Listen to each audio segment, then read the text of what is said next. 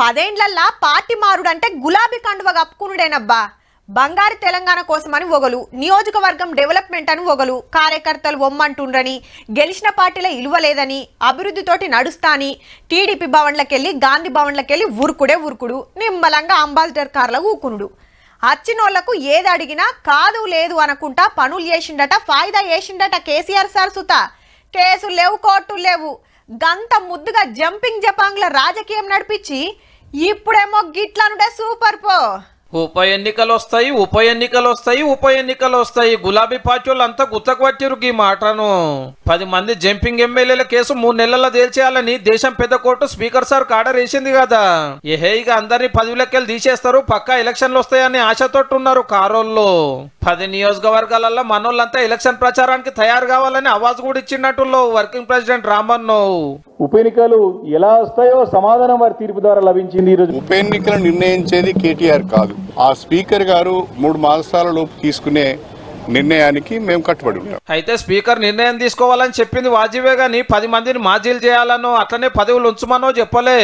అంటే చట్టాలు రూల్స్ అన్ని తీరులో చూసి ఎట్లా కరెక్ట్ అనిపిస్తే గట్లా డిసైడ్ చేసే పవర్ స్పీకర్ సార్కే ఉంటది. అంతేగాని అట్లా కాదు ఇట్లనే వేయాలని ఎవరు జబర్దస్తి నడవది. ఆ ప్రొసీజరల్ వీటిల్లో ఎవరు ఇంటర్ఫియర్ అవడానికి వీల్లేదు. వారు ఏ విధంగా అయినా ఈ కేసుని డిసైడ్ చేయొచ్చు. ఇంకో డౌట్ ఏందంటే ఒకళ్ళ 3 నెలల స్పీకర్ సార్ ఏం తెలుసుకుంటే ఏంది, సీదా కోర్టే ఎమ్మెల్యేలను 10 లెక్కలు తీసేసే ఛాన్స్ ఉండదట. బీఆర్ఎస్ పార్టీ వాళ్ళు గట్ల పోతేనే గా పని మాది కాదు స్పీకర్ వేయాలి అన్నది బాజాప్తా. సీనియర్ వకీల్ సాబు BJP MP Raghunandan Rao sir ను మందలిస్తే అది అంత అల్కటి పని కాదు అనబట్టే.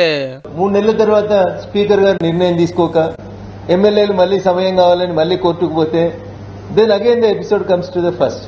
కాబట్టి ఉప ఎన్నికలు అనేది it is too early to comment నా ఉద్దేశంలో. అయితే తెలంగాణ వచ్చినాక 2 మాటల బీఆర్ఎస్ పార్టీ పవర్ ఉండగా తాపకింత మంది Congress, TDP, YCP, BSP, CPI ఎమ్మెల్యేలను 40 మందికి మీదనే గుంజింది. కానీ ఒక్క ఎమ్మెల్యే పదవి పోలేదు, ఒక్క నియోజకవర్గంలో ఉప ఎన్నిక రాలేదు. మీదకెళ్ళి 2 మంత్రులు కూడా అయ్యిండ్రు. ఆ పార్టీలకు తీసుకుంటే లేని రూల్స్ ఆ పార్టీలకు వెళ్ళి బయటకు వస్తే ఎట్లుంటది అనేది కాంగ్రెస్ వాళ్ళ మాట. కాకుంటే వాళ్ళు ఇట్లా చిల్లర కాకుండా గంప గుత్త కింద 30 వంతు ఎమ్మెల్యేలను కాలు రేసుకొని ప్రతిపక్షాలను కథం చేసే కార్యం చేసిండ్రు. ఇప్పుడు అట్లా లేదు, 10 మందిని పట్టుకపోయే వరకు మా లెక్క అందరికందరు ఎత్తుకపోలేదు కాబట్టి మీకు జంపింగ్ రాజకీయం చేరాలేదు, పక్కా నడమంత్రం ఓట్లు వస్తాయి అంటారు అన్నట్టు. ఎవరు ఎన్ని ముచ్చట్లు చెప్పినా స్పీకర్ సార్ తీర్పే ఫైనల్. చూడాలి మరి ఎట్లా డిసైడ్ చేస్తాడో.